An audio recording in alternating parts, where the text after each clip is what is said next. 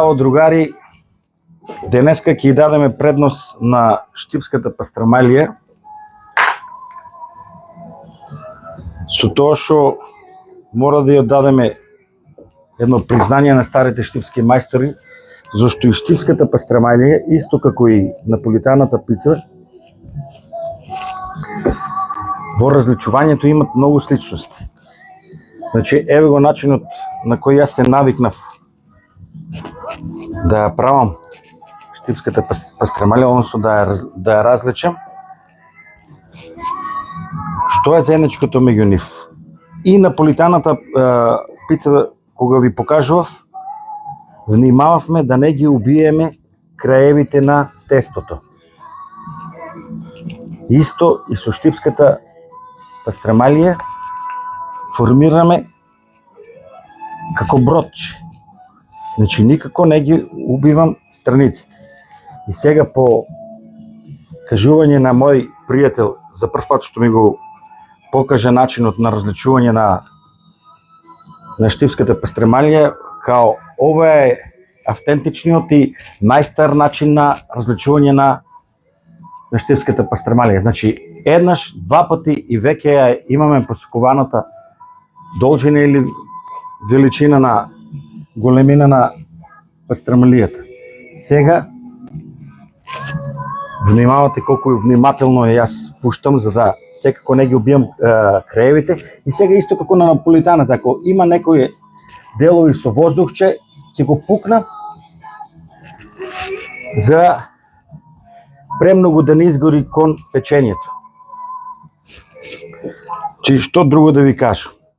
И нашите стари мајстори уште тоа време, не само италијаните да се пофалат, значи имаме и ние кони за трка, со што да се пофалиме, и нашите специјалитети, а верувам ќе се сложите, се прекрасни, уникатни. Ја уште како мал многу сакав да јадам свинска пастрамалија, само во тоа време немаше вака како сега еден куп пицерии, па секој според неговите вкусови, кој каде највеќе му се свиѓа, таму да иде да си порача пастрамалија или пица. Тогаш постоја само, како што се сеќавам, каната и басара. И се чекаше долго ред, ама кога ќе се донесеше пастрамалијата во домот целиот ќе замиришеше на добро. На еден прекрасен вкус на печено лепче и месо. И сега во оваа прилика сакам да го спомнам татко ми и оваа емисија да не раскажувам некоја едукативна приказка од бизнес едукатори, туку да ви кажам дека некој едноставно и природно без школа знае како да се води во живот. Едно лето седеме, иначе татко ми е Танчо или Столе Попдимитров, учител по музичко, држеше хорови, се бавеше цел живот со музика. Чекај само да се завршам. А што зборам, па ја кога се занесам, земам да зборам литература. Значи, бавеше се со музика, хорови, држеше еден прекрасен човек. Никогаш не сам го видел на лутен, нити да видам во неговите очи омрза, ниту завист, нити љубомора. Сакаше едноставно да се дружи со секој човек. Со секој човек. И така ја и он седеме еднашка едно вакво жешко лето на терасата. Пошто тогај немаме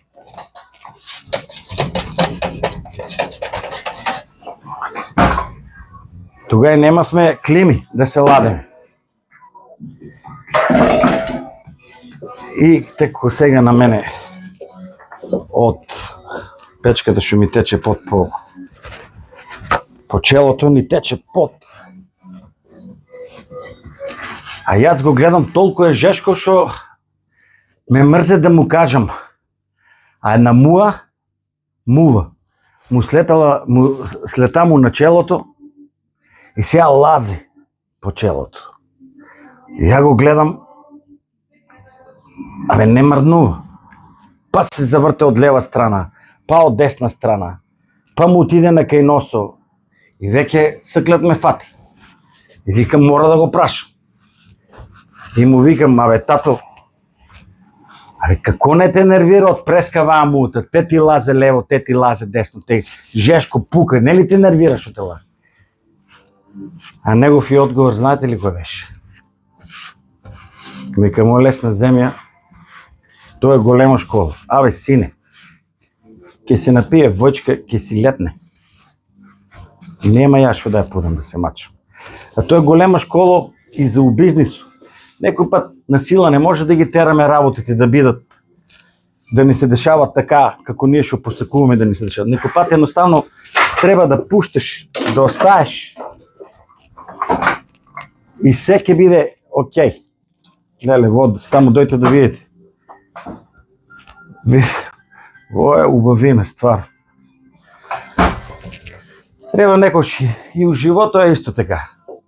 Да пушташ, да остаеш и некој пат коцките сами ќе се средат како што треба. Ние некој пат толку форсираме што изгубиме и здравје и живци и се. Сакам да ви кажам, раденката за успех е секој пат да се надогордувате. Значи, секој у собствената професија, дали ќе е медицина, дали ќе е куварство, дали ќе е у било што, ако учиш секој ден, ако се трудиш да ги запознаеш сите новости, ќе бидеш добар. Јас се трудам секојдневно, условното време го трошам да видам што има ново низ светот, што се дешава, некој нов стил на различување на правење на тесто, со ваков старте, со пробувам, храбар сам да пробам, па некој пат може би и ќе сгрешам. Ама тоа е тоа. На крај сакам да ве поздравам. Тато ве сака сите. Поздрав до сите наши муштери. Да знаете дека многу ни значат вашите позитивни или негативни критики. Посебно нема да бидам скромен. Кога ќе добиеме позитивна критика, ни дава уште поголем елан за уште поголема професионалност и да бидеме уште подобри. Јас секако, додека работам ова работа, ќе се трудам да се унапредувам, учејки, читајки, гледајки туторијали, а на вас останува едноставно да уживате у нашите производи. Ве сака тато, имајте убав викенд и среќен празник. Чао, чао!